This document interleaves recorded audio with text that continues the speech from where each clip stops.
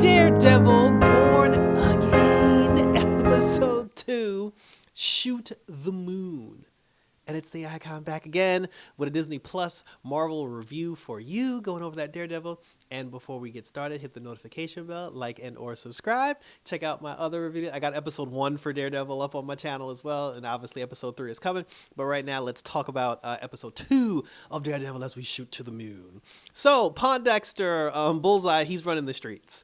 So in the last episode, the episode starts where, you know, Matt's outside because remember he was talking to Cherry, the detective, and Cherry had like a heart attack or something or stroke, whatever. I don't know. I don't know if they said what happened to him, but the ambulance is like cording him off.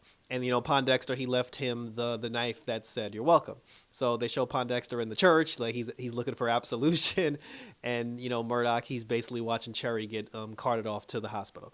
So now they're trying to figure out what's going on. And Fisk knows that Pondexter's on the loose. And Vanessa knows that he's on the loose. And again, like I said in the first episode, like, this should be called, like, this whole season is like one big giant bowl of PTSD. Because now even Vanessa has PTSD because, like, she sees Bullseye, like, wherever she goes, like, you know, because he's in her thoughts. And then the same thing with the girl, with the psychiatrist, his ex-girlfriend. She sees Muse everywhere. And then, like, Daredevil sees Foggy everywhere. So, and then Angela, she sees, you know, like, her uncle everywhere. So a lot of people got PTSD in this shit. Vanessa, she decided to go to Buck and get some guns because she's like, if this motherfucker's on the loose, I need to be strapped. And then, you know, her and Kingpin had a conversation where she asked Kingpin, she was like, "Do you want an heir?" And then he was just like, "I want to conquer the world." And then she was just like, you know, she was like, "How many worlds do you need to conquer?" And he was like, "How many are there?" And I was like, that was actually a good line. And then, you know, and then with that being said, like, Buck, then he went to him and he was just like, "I think you should out Matt Murdock as Daredevil."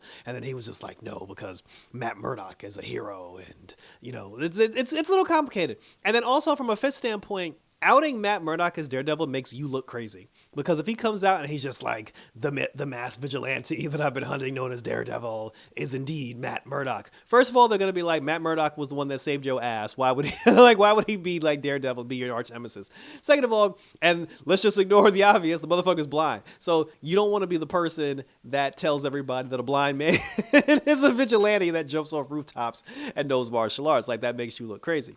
But instead, he came up with a very good idea instead, to where instead of outing Matt Murdock as Daredevil, he convinced the public to search for Matt Murdock and blamed his disappearance on Daredevil. So I was like, that was actually pretty cool. You know, even Matt had to say, he was like, that was a damn good idea, him outing me like that. So now all the people that love and support Matt Murdock are looking for Matt Murdock, and then all the Daredevil haters are looking for Daredevil. So basically everybody's looking for him, whether they love him or they hate him. So there's nowhere for him to hide. But there is some place for him to hide, because since he doesn't actually need the walking cane and everything, nobody notices that he's a blind person. They think he's just a regular guy. So, like, but they're, you know, so him and Privileged Page get together, they go down to the docks, and then after they took their surveillance, like, Matt was just like, "I got to get into the port." And then she's like, "Matt, no." And he was like, "We don't have another choice because it's our only chance to nail Fisk's balls to the wall." Now, BB Yorick, her and Daniel, the chief of, not the chief of staff, like the deputy mayor, the videos that's going around with somebody wearing the Fisk mask talking about, "I'm Mayor Kingpin and I'm lying to the public and I'm doing all these nefarious things," basically like outing all of his shit. I said in the first episode that was BB. I was like, it's obviously BB. I was like, this is BB Yorick. You know, she's doing this. So, like, she's writing the propaganda in the BB report, but then she's doing her own thing on the side. So apparently Daniel found out about the video, which was on his laptop. So he assumes that BB did it. Fisk found out about the video, and then he was just like, "You better take care of this or else," you know?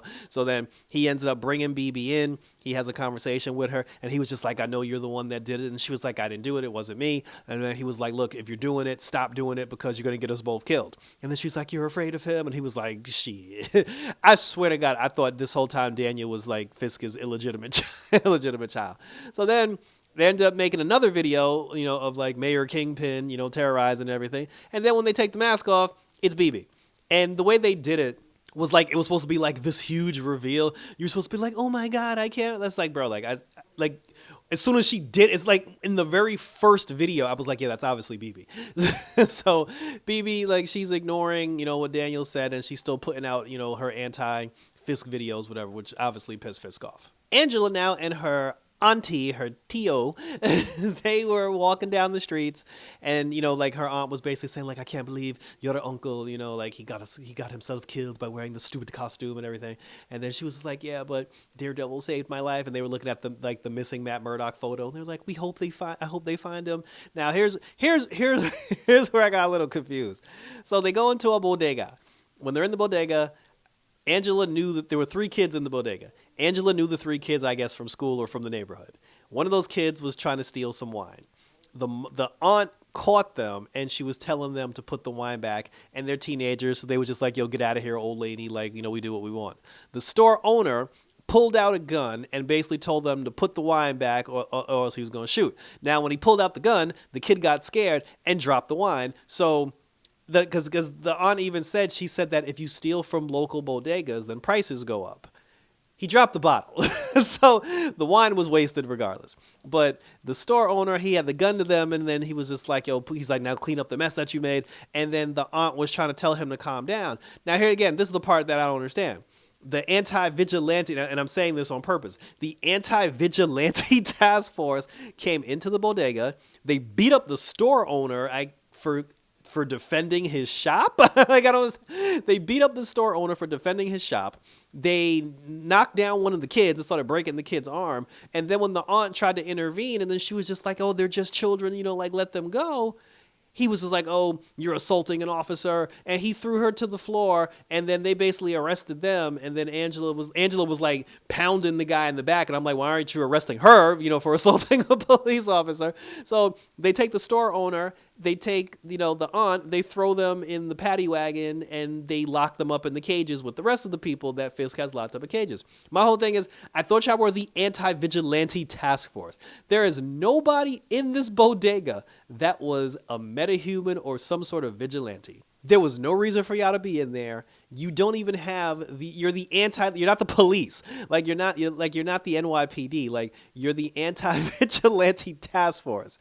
Why are and if I'm Fisk, and my whole thing is I got the anti-vigilante task force to help, keep the vigilantes in check. If I'm Fisk and they brought me these 2, I'm like, why did you bring me a store owner and someone's auntie? I'm confused. I mean, obviously the symbolism behind it is based on real events that's happening in real life. Because if we're just keeping it 100% real, the anti-vigilante task force, y'all basically out here fucking with Spanish people for no reason. Let's just keep it real, because there was nothing. I mean, aside from them needing a reason for Angela to take the mantle, there was no reason for the anti-vigilante task force, the ATF, the AVTF or whatever. There was no reason for them to be in that bodega doing what the hell they did. It's like they were just fucking with them for no reason. So then Angela, she goes to McDuffie, and then she's just like, oh, they took my auntie, and she crying. And then she was like, is that my uncle's, belongings? And then, she showed her the suit, the tiger suit. The amulet was on top of the suit. So obviously the girl got the amulet now. So Angela's off to the races, with her whole storyline about becoming the white kitty. And the reason why I say the white kitty, not the white tiger, because Jesus Christ, this girl is small. She is very small. I mean, if they would have gotten there's nothing wrong with the actress. I like the actress. I like her look. She's a good actress. And, she performs the character very well. The problem is, from a superhero standpoint, she's just very tiny. So unless we're calling her the white kitten, calling her the white tiger, it just seems a little off. Nonetheless, she's on her way to taking the mantle, especially now because she ain't got nowhere to live now because her uncle dead, Lord knows where her parents are, and then her auntie got snatched up. So she's just out there in the wind now. But she did go to McDuffie, so at least she knows that she could still rely on McDuffie and Murdoch, whenever she's in a crisis. There was a moment where the anti-vigilante task force actually went to the hospital because for whatever reason they're still fucking with Cherry, and I guess because it's the unfinished business of what happened last time. So I don't know if they went there to kill him, if they went there to just rough him up, try to get information from him. But when they went to the hospital, the NYPD, all the officers and detectives that were in Josie's bar in the season finale of season 1, they were all in that room. And they were there to protect Cherry from the anti-vigilante task force, which was fine. There were 2 guys from the vigilante task force that showed up. There was like 7 cops, and they told the task force guys to kick rocks.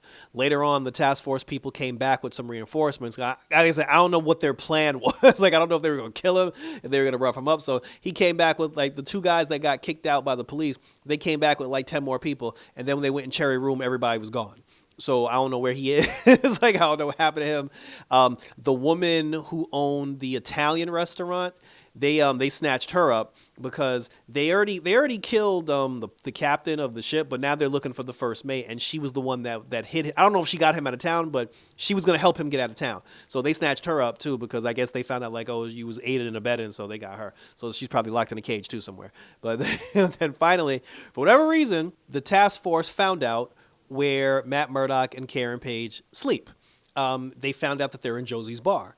Josie was in the bar, like with them.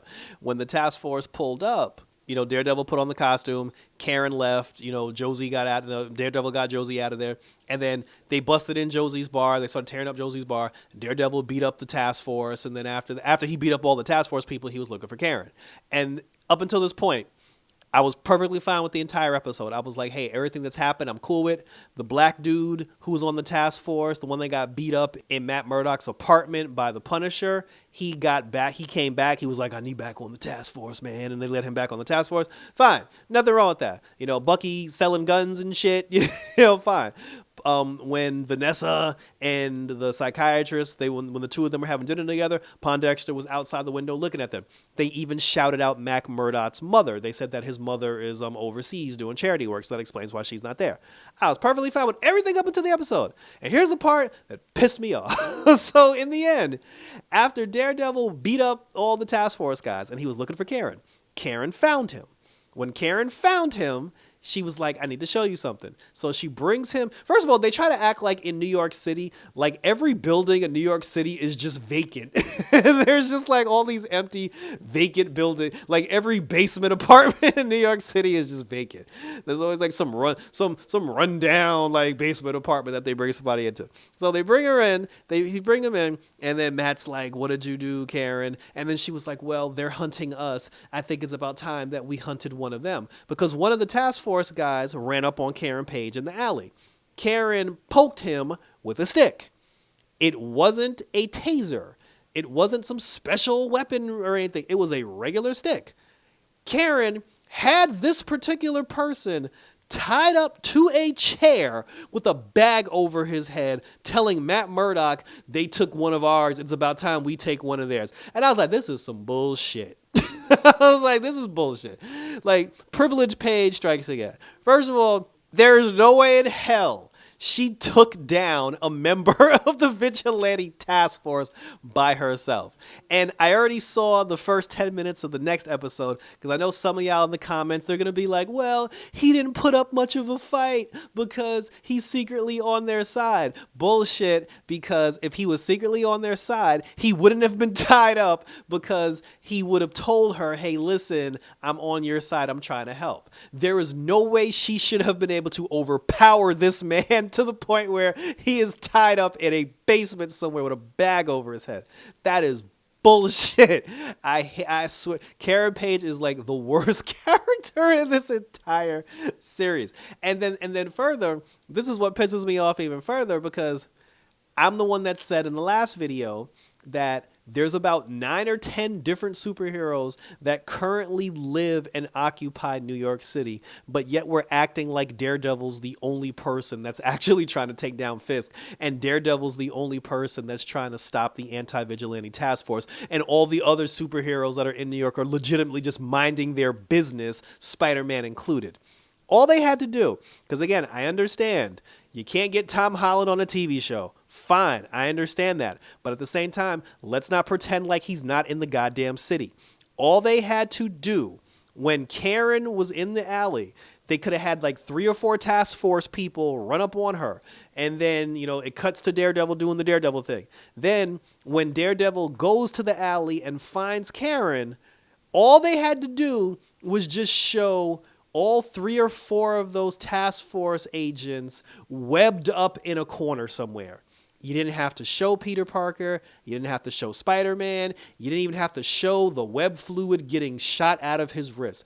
All you had to do is just show 4 task force people just webbed up against the wall. That was it. And then at least it would have let the audience know, hey, Spider-Man is here. Like he is here. And he is helping, assisting with the anti-vigilante task force. He's not just staying in his apartment, cowering in fear, trying to stay out of the way. That's all they had to do. Like, that's all they had to do. But that was how episode 2 ended, and thank you for tuning in. So we were doing so good up until y'all tried to convince me that Karen knocked this guy out, tied him up, and dragged him to some random building. But other than that, episode 2 of Daredevil is solid. They're setting up some great shit. No Jessica Jones yet, but share your questions, comments, and concerns down below. Let me know what you thought about this particular episode of Daredevil Born Again, and we'll keep rolling on for episode 3. Check out my episode 1 review for Daredevil. Check me out all over social media, on Instagram, on TikTok, on X, on Twitter, all that great stuff. And like I said, I'll bring you, we got NXT Stand and Deliver for you wrestling fans coming up this weekend, as well as episode 3 for Daredevil here on Red Eyes Entertainment. So that was it, guys. So thanks for tuning in. So until next time, for some more Daredevil action, let's shoot for the moon. And until then, we're out this bitch.